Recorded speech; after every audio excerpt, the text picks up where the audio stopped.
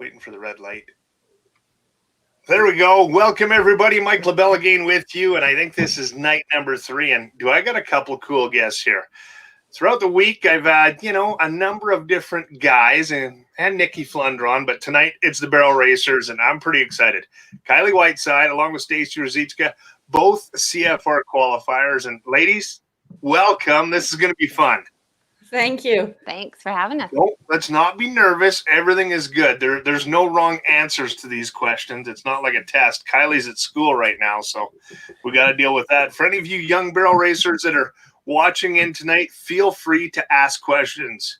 Jody's behind the scenes in our broadcasting room. She'll put things up on the board and we can have a look. But I want to start with you, Stacey. Your path to the Canadian finals was one that it was kind of cool. You worked your way through many different associations and seasoning a horse and stuff like that. Why don't you tell us a little bit about it?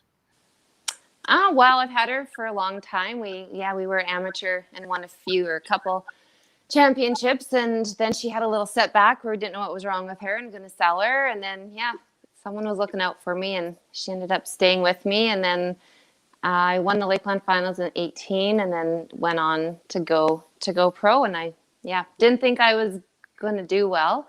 I just thought I would be scratching the door all the time. And then, it turned around, and you just don't give up. Exactly. Now, Kylie, your kind of path to the Canadian finals was a little bit shorter. You came basically out of high school rodeoed for a couple of years, and, pretty impressive to get there when you did. Yeah, I mean, it was... Well, first of all, to be able to make it there was like a dream come true. Ever since I've been itty bitty and watched my dad rodeo there, it was like, oh man, I couldn't imagine what it'd be like to be one of those girls. And then just to walk in the building and be at that rodeo is like, it makes you like, the feeling it gives you just great. I can't even describe it. It's good to be there. No, and that's it. And you, we look at the list of the barrel racers there, from 2 years ago, and a pretty exclusive group of barrel racers. But even more than that, there was like 90 girls in the standings, in the CPRA standings. So to be inside of that top 12 girls that went it, that final rodeo ended and you knew you'd made it, Stacey. What was it like? Yes, I'm finally going. How does that emotion all come out? Can we say swear? It was a holy shit moment. Yeah. I guess I knew earlier on I made it, but still when everyone's like, you made it, I was still like, not till it's over. I was pretty, but the feeling was great. And there's no rush other than running down the alley and the crowd, and it's in your blood. There was a time when I didn't get to rodeo and I thought, well, maybe it's okay. And once you do it again, you're just like, no, it's something you crave. It's just in you. Yeah. Now tell us, Kylie, the first time, you're pulling into Western Park, you're getting everything set up, and, this time you're not pulling in to watch your dad. You're not pulling in to watch a friend or go sit in the stands. You're pulling in to be that person. What was that feeling like?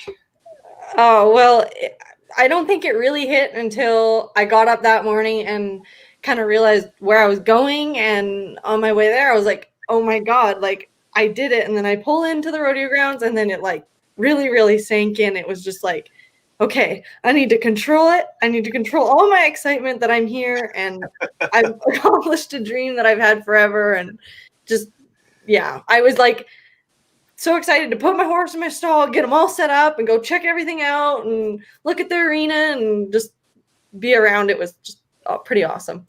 Well, and that leads me to my next question, Stacey. You walk into the arena like Kylie's just said. You've put your horse away. You've kind of taken in a little bit of the moment. You walk into that arena for the first time, and you look up and you see the stands and the chutes and the gates. And what's that feeling like? Again, a holy bleat moment. It was so cold that day. I will never forget that. It was -20, and but the rush of being there, and like it doesn't matter because it makes you feel more gritty that you did it and you're out there. The shavings are blowing in my face and it's snowing and blowing, and I was like, I don't care. I made it here, and I'll work through this. I'll be fine. But yeah, it was pretty cool to walk in there and see everything, behind the scenes, and like everyone's rushing around setting up, and it's like, I'm going to be running here in like 8 hours. It's pretty cool. Yeah. And now I call it a bit of a rite of passage, if you will. And not everyone will know this, and you can kind of walk us through it. That first day when you get to Westerner Park and you go through, pictures getting taken, getting your jacket, stuff like that, and you're getting to meet and talk to everyone else. Is it a pretty surreal moment, Kylie? Yeah, I mean, I think, well, I was pretty nervous when it was like, I got to get all these pictures taken and talk to everyone and what I got to do. I was pretty nervous when it come to that. And I mean, the nerves didn't really go away until I started warming up my horse, and then it turned into excitement instead of nerves. But it was more nerves to begin with, and then it was a lot of excitement after that. Now, I want you to maybe take us through your very first run, Stacey. You're getting into the alley. You're getting ready to go. You can hear the crowd. You can hear the announcers. The excitement's building, and what goes through your mind? You know what? I was with Mary Walker, and I looked at her and I said, "Do you get nervous at the NFR?" And she looked at me and said, "No, it's just another rodeo." And I'm like, that's how I feel. I mean, it's exciting as heck to be there for sure, but you have to keep calm and then be confident. And I think I was second that night, and I come out of the arena and I'm not a crier, but I will cry when that horse gets me first place, or I do well. And I call Brooke Robertson as the first person. I'm getting my 4 jackets back on and freezing to death and shaking, and she's crying and I'm crying. Yeah, it was a pretty cool moment. So yeah, she's who I call. That is awesome. Yeah. Now, kind of your guys' days go pretty long if you think about life at the Canadian Finals Rodeo. Why don't you, Kylie, take us through a brief look at what the day looks like for a barrel racer at the CFR? Well, honestly, you spend most of the time with your horses, taking care of them, giving them water, cleaning the stalls, feeding them hay, doing whatever you got to do to take care of them, make them happy. Mine was pretty fussy, so I spent especially a lot of time with him. And then you spend some time looking around the booths, doing some autographs and talking to the people. But going back to the hotel room, maybe having a nap or two, just because you're kind of tired after a few days of it. But I think the main part is you spend a lot of it with your horse and making sure that they're taken care of, because they're the reason why you're there. So they're like the number one and stuff. So yeah. It's got to be a little bit different for you guys. People in the rodeo world know barrel racer travels down the road. There could be one, there could be two of you. You usually have your living quarters trailer, your horse is in there. Your whole life is in a truck and trailer. Now all of a sudden you get to the biggest rodeo and your horse is down at the grounds and you're staying in a hotel. Is that a luxury, or is that a pain in the butt, Stacey? That's a pain in the butt, because I did a lot of driving back and forth. There's a lot of things, like you exercise, clean a stall, certain feeds, certain things you give them before. And yeah, it was a lot of running around. If it would have been warm, I would have been in my trailer for sure. Yeah. I don't think the water would have, it wouldn't have been working for sure. No, Everything it was cold. It was cold, without a doubt. Now, both of you don't have the opportunity to do what you do without the help of some great people, whether it be parents, sponsors, partners, endorsements of any kind. Kylie, why don't you take a second and talk a little bit about the people that have supported you along the way? Yeah, that's exactly it. You can't do it without them. It takes a big family to get there. My sponsors, Canyon Rigging especially, they've been there since day one, basically trying to get me there. Hull and Acid. I need to look so I don't forget. Bridget Meyer for keeping my horse feeling fantastic. He loves her. I couldn't have done it without her. I had Dan Post Boots, Western Lifestyle Agencies, Insurance Agency, sorry. Everglow, they, again, a supplement that keeps my horse feeling fantastic. I love it.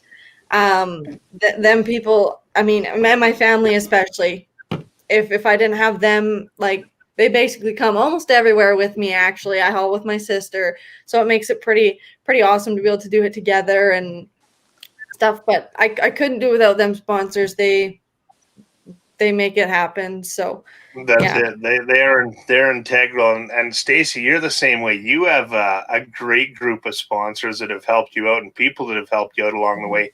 Why don't you just take a minute and tell us about them and thank them? Well, first off, with Diane Scottapole, she was rookie of the year before, and had used Kay as that year and won her the average as well, or second. And she was the greatest thing. She was supportive, showed me the ropes. These were all new arenas for me and, new ground. And yeah, without her, I wouldn't have got there for sure. So shout out to her. My sponsors, Hansbo, love their stuff, is amazing. Zestera is a new sponsor I acquired this year. Sparkle Chicks, they're great gals with jewelry. Bronco Feeds here in Rimbey, in my small town here. They have a little Western store. And ZS Farms has peas and flax, so they've been great. Everyone's helped out, CEP Canada with Jenny Massing, and of course my Seven Saddle, love them, and Brooke Robertson is the rep in Canada. So yeah, they've been great to me. So yeah, and without the rodeo family, awesome. Yeah, the rodeo family, there's nothing other than like them. I can go anywhere in Alberta and someone would say, hey, you can stay here, or you need help, whatever. It's a big deal. There's people all over, and we're very thankful that I have the opportunity to know so many different people, for sure. No, that's it for sure. And we get to the Canadian finals, and everyone has their own little piece of what they do, and it all wraps around what the contestants that have qualified for their being there. I look at a lot of the other events, whether it be the rough stock or some of the timed events, and the guys show up and they get their jackets and they get their trinkets and this and that. But I think the barrel racers do something a little more special. I see kind of what do you call those bags that everyone puts together for you guys? And sometimes there's an extra vest or all sorts of stuff in them. Why don't you talk a little bit about some of the stuff that was in there when you guys showed up, Kylie? Yeah, the barrel racers are pretty awesome. They made it, every single one of them made it feel pretty special to be there. We all kind of went and got each other a little gift or something. We got a coat. Honestly, I don't remember everything I got. There was quite a few things. It was pretty awesome. And all the barrel racers got pretty cool gifts and things that you can look back and like remember it. And I have so many of them hanging on my walls, and it feels pretty good to be able to look on the wall and have that. And if it wasn't for everyone getting each other these little gifts, we wouldn't have those memories hanging on our wall and be able to look at them and think of them all the time. And like horse halters and stuff. It was pretty cool that everyone got each other little gifts. So yeah. Now, I think one of the coolest things is the back numbers you guys get there, Stacey. And, that back number is kind of probably one of the greatest trophies you'll ever get. I mean, it's proof that you were there. Does that have a special place, on your wall, on your mantle, or where does that sit? Yeah, it's actually right over there beside my CFR picture with my horse. So yeah. Yeah, it's pretty cool. Yeah. And it's everything, our gifts that we got from the girls were incredible. It was Christmas times 100. It was awesome. It was unbelievable, the stuff we got, and kept coming and coming. And yeah. I remember sitting in the room at the hotel and taking a picture, and there's like all this stuff is covering the bed, and it was all from the girls. Yeah, it was great. And a great bunch of girls now. We see it with some of the rough stock guys. We see it especially with the steer wrestlers, how supportive they are to each other. Is it the same way with the barrel racers, Kylie? Like, is everyone in there trying to help each other out, or is it more an individual thing? No, definitely. We all cheer each other on. I mean, when we're in the back and someone comes out and they made a nice run, you definitely congratulate each other. You're all proud of each other, and it's not you're not out there to run against each other. To me, in my opinion, you're out there. It's you and your horse. It's you and the clock. You're not out there competing against anyone else but yourself. So when you come out and someone does awesome, you congratulate them, and it's good to see everyone else do good. we all laugh and make jokes when we're warming up together at CFR and hang out, and you sit around and wait and chat and stuff. So yeah, it's a family. You get to become friends with everyone, and family's great, or rodeo's great that way, because you make so many new friends doing it and being around it. Like, I mean, just from CFR, there was a few I wouldn't have had a friend connection to before, and since then I've made new friends. Hey, that's the way it is. You never know who you're going to meet at a rodeo, and you never know the connection you're going to make.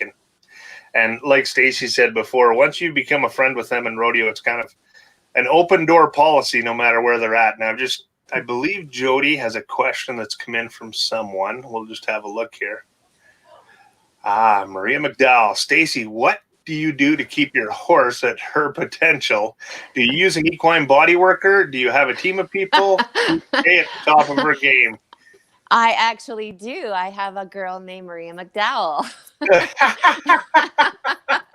She's actually my neighbor. And it's funny, years ago I used to board and hooked up with her, and then I kind of moved away, and then I didn't even realize till this year that she's just 7 minutes from my house. So yeah, she's been wonderful. She is the most passionate person about a horse. She will remember every muscle, what was wrong. And I was like, oh, I don't know, whatever, you just do your thing. So yeah, she's awesome. Shameless plug, we'll take it. It's all good. It's all good. Now, 2020 obviously wasn't the rodeo season that any of us wanted. I take great pride in announcing both of your names at many different rodeos, and it didn't happen this year. So what do you do to keep your horse in shape, and what are some of the events that you can go to, Kylie, during a summer when we're in, I guess, a state of pandemic? Well, my good horse was actually a little sore and not 100%. So he actually got kicked out. So it worked out for him. I think he needed to have a whole year off. The other one I run, he was still actually a derby horse, so I kept him in shape. Him at some derbies, some jackpots, and stuff like that. It sucked not having the rodeos to go to, and I mean, it affected me a lot. Kind of made my summers kind of boring, but at least you got to focus on some of the young ones, and yeah. No, and that's it. And Stacey, kind of the same thing for you. It's a well-known fact, you have a great career and you're a professional in the dental industry. So, maybe sometimes you had to struggle to get away on some weekends. How did this change your summer, not having to rush away every Friday? Yeah, it was different, for sure. I'm very, very fortunate to have Birchland Dental in Ponoka. They were great to me to let me fulfill my dream. So big shout out to them. This year, our year was long for me, and like just going to exhibition after. So it was nice to have not to rush back and get in and let the horse have a break. It was a long year. So, and I didn't even start jackpotting, I think, till July. I just gave her a break, and I had my backup horse and ran her at some, and yeah. But with everything bad, something good comes. I got to know my neighbors a lot better, and they're awesome too. So there's like another whole family of people around me. So yeah. That is awesome. Now, let's look to 2021, and Kylie, I mean, you and Stacey both hit a lot of the pro rodeos throughout the year. If there's one or two rodeos, and I know the barrel racers always look at, there's kind of one thing. They always want to see what the ground's like. They want to see what the pattern's like. If there's one or two rodeos that you go to every year after being on the circuit a couple of years, which are the ones that you jump in the truck and you just say, I can't wait to get there? Well, there's quite a few that I enjoy going to. Certain ones for certain horses, just because my horse might like that pen. I find Ponoka's pretty cool rodeo to get to go to. I always get pretty excited for Ponoka. I mean, I feel like most girls do. I really love, it's the furthest one to me, like Lacrete. I love going up to Lacrete. They feed you fantastic. You took mine. They feed you fantastic, and honestly, they take care of the ground so good, and they try their ass off every year to take care of that ground, and it feels good when I get to run out there and trust the ground and that my horse is going to run in there and be safe. And I feel like I can enjoy it and go make a run. Well, no, and that's awesome. Now, Stacey, there's got to be more than just Lacrete for you. There's got to be one or two. Well, Pinoca too. She took both of mine. It's not fair. Wow. Pinoca, it's huge, right? It's like the big deal, and it's like close to me. So that was pretty cool. And I just got in there because I won Leduc and Handhills that weekend. You were announcing Handhills that weekend, and I didn't even know that I made it. And they're like, "You got to call, like you made Pinoca." I'm like, "What? Oh my god!" Yeah, it was a pretty cool experience. The crowd and everything, it was a cool thing. Lacrete for sure. The people there are so amazing that they feed you. They're there to welcome you. And I like Leduc as well. I like little indoor ones. There's Teepee Creek I love too. That was a great rodeo, and good entertainment and in the evenings and stuff. Yeah. That's awesome. Now, Kylie, you touched on it a little bit earlier as to your family coming along with you. Who are some of the people that throughout the year you traveled with? Well, I think I spent, if I'm remembering correctly, I traveled with just my sister. I guess I went to a few with just me and my boyfriend, but most of the time it was my family, my mom, my dad, and my sister. And we've kind of just, ever since I started going to pro rodeos, it's kind of been like a family thing. And I think my parents come just because they enjoy it, but maybe they think that I still need them, but that's okay. I enjoy it too. They help out lots. It's like I said, it goes back to like, I couldn't do it without my family. They've helped me out in a huge way. They've made me who I am today and stuff. So I appreciate that every day.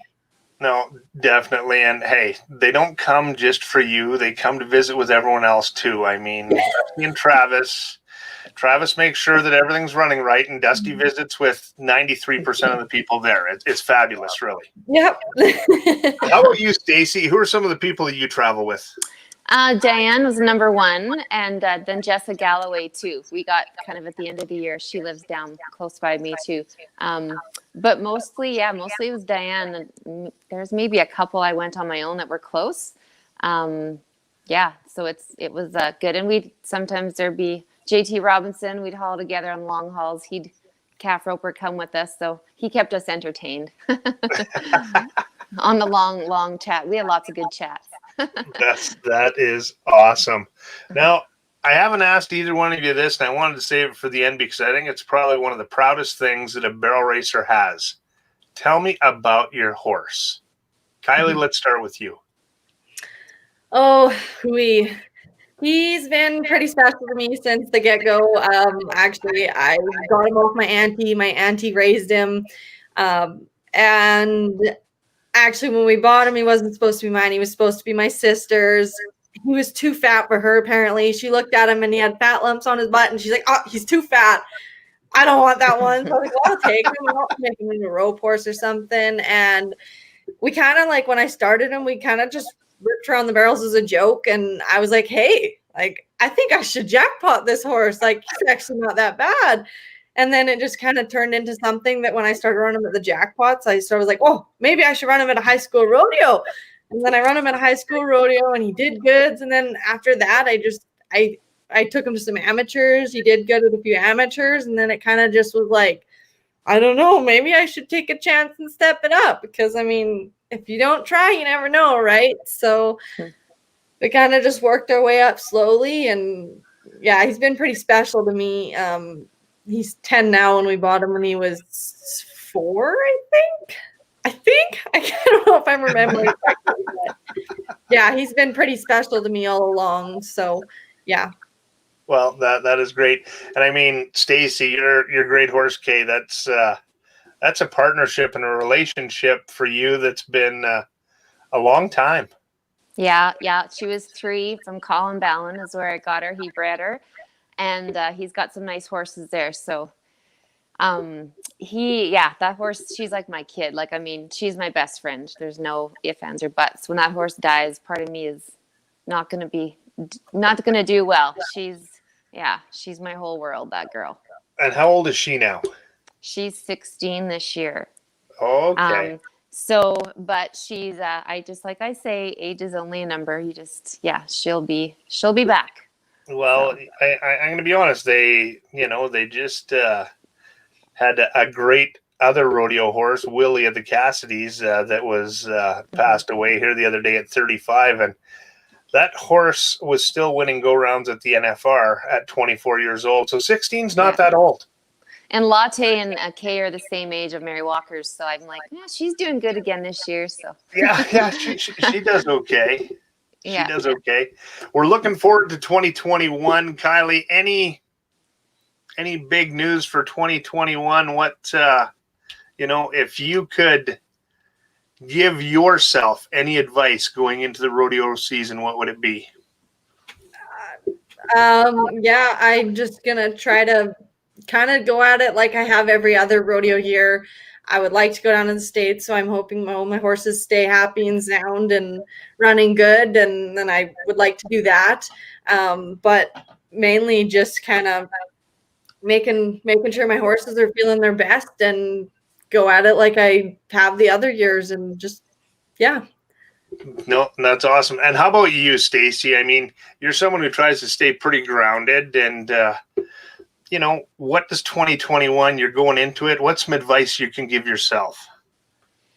You know what? Just go for it. I'm toying around, possibly going across to in the States and see what happens. But hopefully rodeo will be back here and we can do it again. So.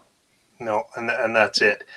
Now, one last thing before we leave. I know we have a lot of young barrel racers, and you know what? They would love to be in the position you're in. When you look at 100 barrel racers in Canada on our pro circuit, you two are at the epitome of what we have in Canadian pro rodeo at the CFR.